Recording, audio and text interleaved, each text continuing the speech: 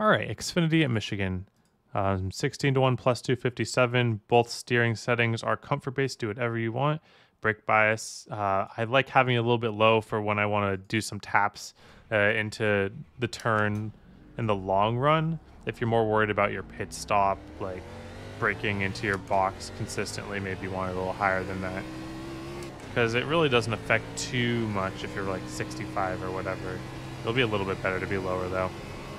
Should be it could be first or second lap, hot lap. I'll run one lap, and if it's good, we'll keep it. Otherwise, we'll go for a second lap.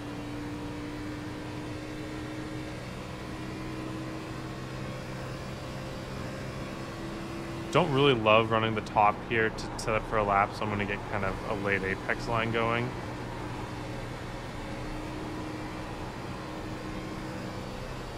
That's a good run.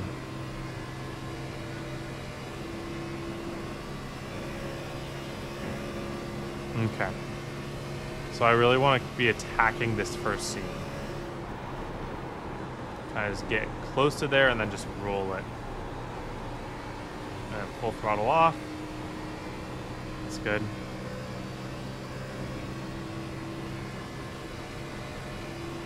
And then same thing for 3 and 4, just attacking the seam. Just a little tiny brake tap just out of habit, didn't really do much. And then car's rotating on the right rear, so I'm gonna get on the throttle and just kind of rodeo it across. You can go down to this down here if you want. But yeah, there we go. Good lap there. I'm gonna bank that because it didn't feel like I was gonna do any better on my second. Okay. So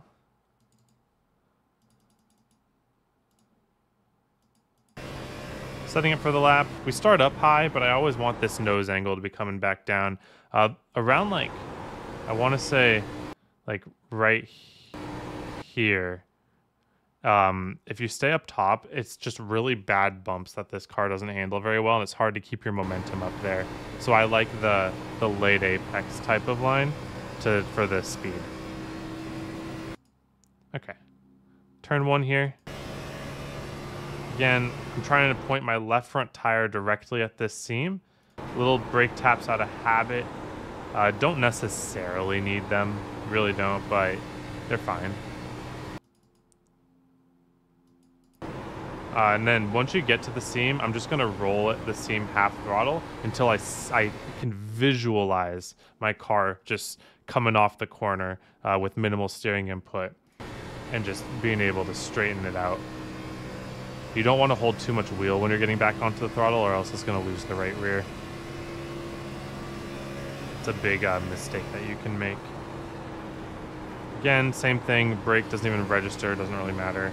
Going to just roll the bottom. 3 and 4. So this is a good note for D-shaped ovals.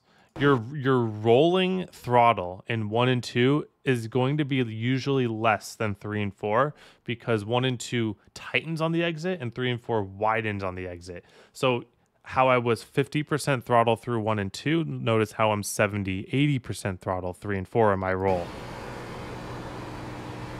And because I'm 80% throttle, that's going to lead to my car being more loose because I'm kind of holding the same steering in both situations, or at least close enough to where this throttle makes a big difference on how the car is loading on the right rear. So you got to be ready for the car to be on the edge of grip on the right rear.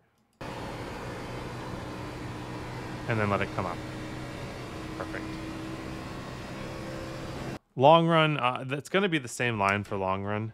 It might end up on top depending on the race if it goes long, but I reckon that there's going to be enough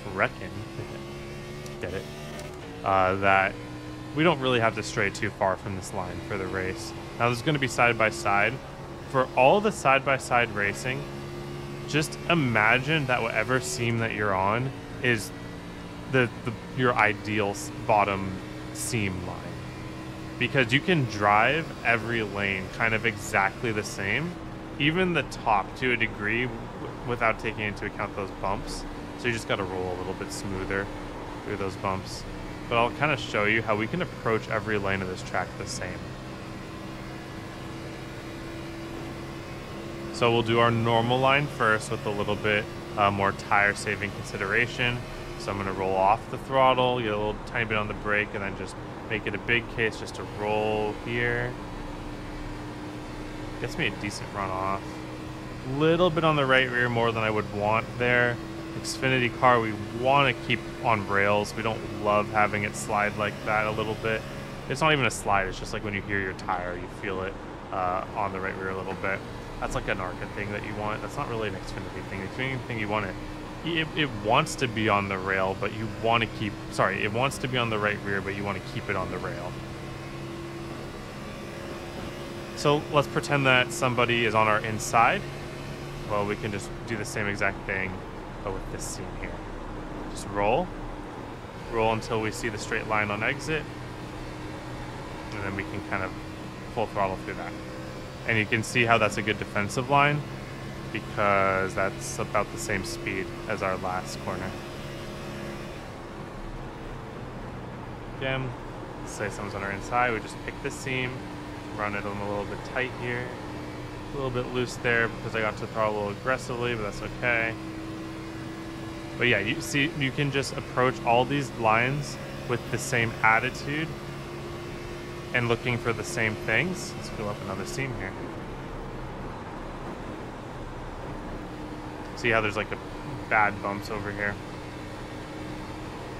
Can't really even get a good runoff because the exit's a little bit tight. So that one you don't really want to end up in. I doubt you. Well, 1 and 2 would be the one that you would want to be up there, if not for the bump. 3 and 4 is just going to be a little bit challenging because the corner's going to tighten out of here.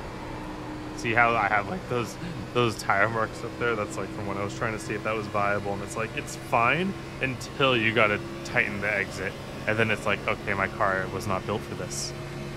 Now let's go back to the bottom.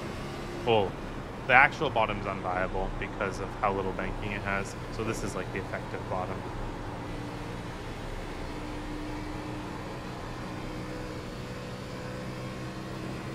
See, that's the preferred line for sure. But it's all close enough. If you're faster than someone, you can get around them by just treating whichever line they aren't on like you want to be there.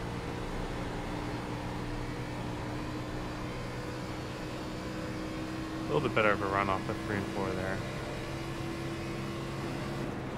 Maybe with 1 and 2, if you can kind of get those bumps correct and get your nose angle correct, it could be faster. It feels inconsistent to me. I'm not that great at that. Should be pretty good on the tires though. We were running that pretty even. A little bit on the right rear, like I said. You want to avoid that. Actually, right rear heat's pretty bad compared to the right front heat. You don't want it to be you really always want right rear heat to be below right front heat. So just trying to be careful on the bottom to not slide your rear tire. I think that's what's going to keep you competitive throughout the run. All right. Thank you all for watching. Hope you have a wonderful day. Hope to see you all on the track.